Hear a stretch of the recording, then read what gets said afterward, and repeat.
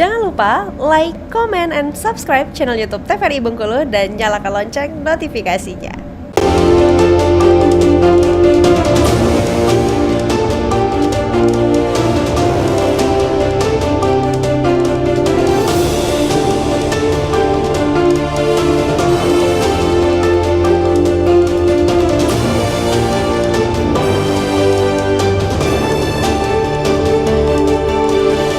Baik, kembali pemirsa di Berendo TVRI Bengkulu untuk sore hari ini, dan kita masih membahas tentang antisipasi kerusakan bukit daun Register 5, dan kita kembali berbincang dengan dua narasumber kita. Yang pertama ada Bang Yudi Riswanda selaku Kepala KPHL Bukit Daun Register 5, dan juga ada Bang Ali Akbar selaku Ketua Kanopi Hijau Indonesia Bengkulu. Nah, kembali kita ngobrol bersama dengan Bang Ali dulu nih. Nah, untuk mengantisipasi kerusakan dari hutan lindung Bukit Daun ini sendiri, Bang, apa yang harus kita lakukan sebagai masyarakat itu sendiri tentunya? Ya, saya tadi kan bilang ini dengan pendekatan fungsi kan. Ya. Saya bilang kayak ini, paling tidak gitu, dengan fungsi hidrologinya yang sangat kuat, itu ada manfaat ekonomi di situ. PLTA Musi misalnya, ya kan? PLTA Musi itu dia keselamatan PLTA Musi itu akan sangat bergantung dengan keselamatan hutan lindung Bukit Daun.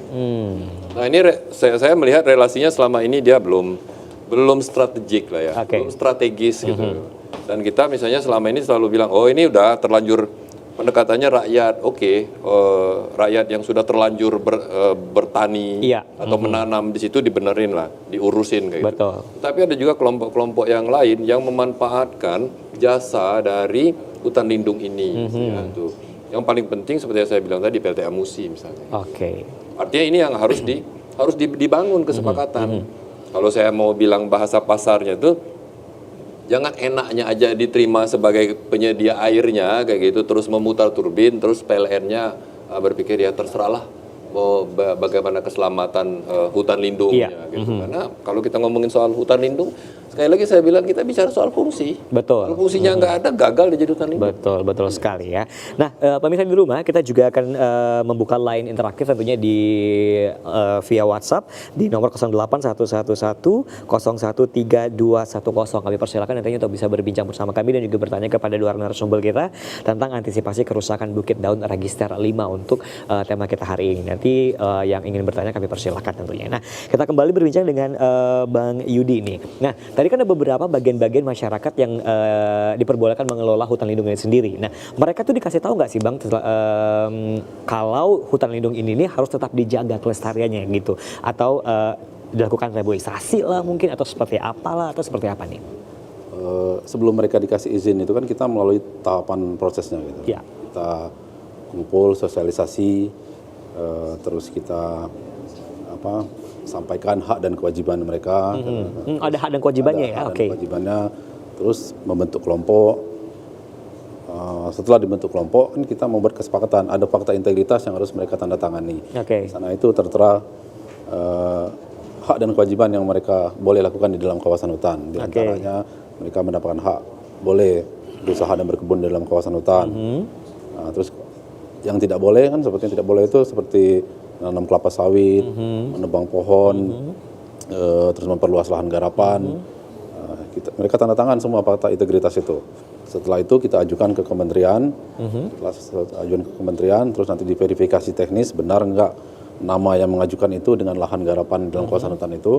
Setelah melalui tahapan-tahapan verifikasi teknis, keluar izin. Nah, di dalam izin itu tertera juga yang boleh dan tidak boleh, hak dan kewajiban, nama-nama yang diberikan izin ada juga di dalam SK yang diberikan tersebut. Nah, jadi kalau mereka bilang mereka nggak tahu, saya rasa nggak tepat lagi gitu. Kecuali mereka sudah berganti. Sekarang kan banyak fenomenanya yang diberikan izin orang ini yang menggarap di lapangan orang lain. Itu tantangan kami juga. Sekarang ini kan tantangan kita di dalam mengelola kawasan hutan ini, jual beli lahan dalam kawasan hutan, penebangan pohon dalam kawasan hutan, penanaman kelapa sawit dalam kawasan hutan.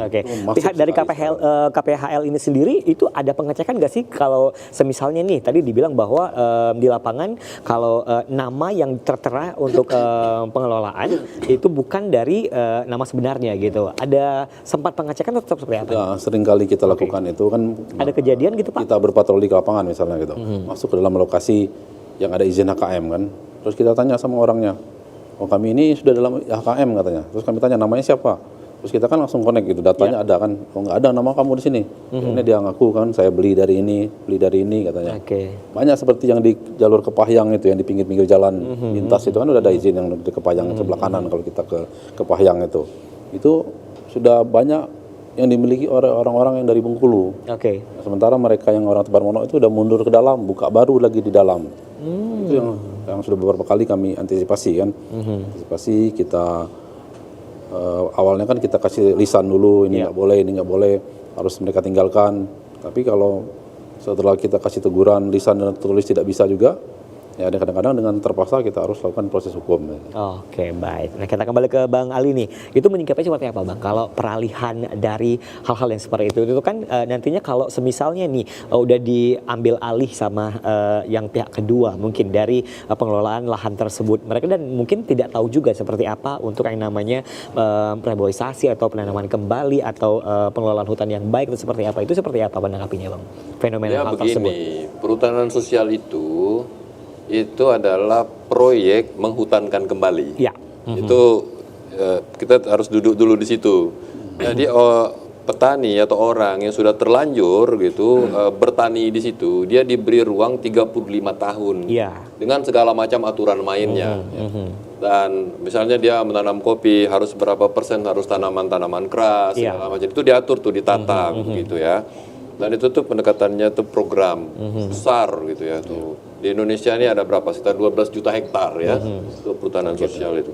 Nah, artinya program ini rigid, detail di dalam proses implementasi. Kalau seandainya masih terjadi ada proses transaksi kayak begitu, artinya gitu proses internalisasi perhutanan sosial ini yang nggak tuntas atau gitu.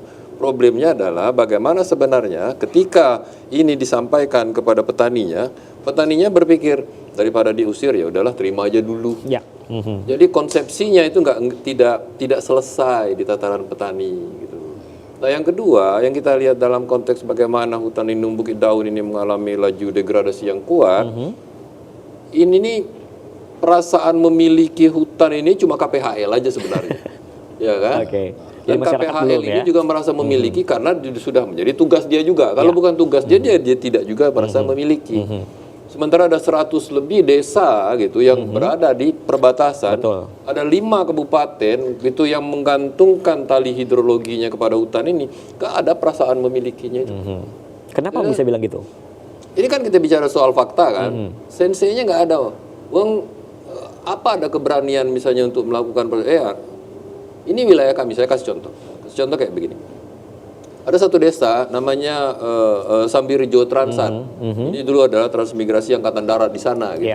Di sebelahnya itu adalah ada hutan lindung Bukit Daun. Mau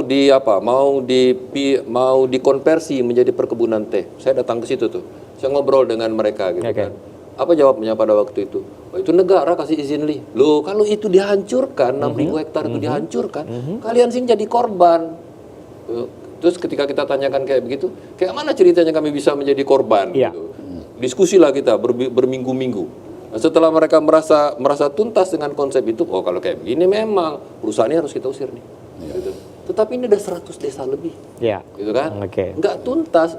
Baru Manis misalnya kayak gitu ya, desa saya sebutkan saja namanya, Baru Manis, misalnya air dingin misalnya. Apakah mereka merasa memiliki sementara sawah di air dingin itu keselamatannya bergantung pada keselamatan hutan Bukit Daun. Betul, karena sumbernya kalau dari ada sana. orang datang ke sana dan berkebun kopi di hutan lindung Bukit Daun, apakah saudara-saudara kita di air dingin melakukan pelarangan? Enggak. Jadi ini dibebankan kepada KPHL yang jumlahnya sedikit, kantornya sedikit, duitnya sedikit. Kira-kira kayak begitulah kan, dibebankan kepada KPHL.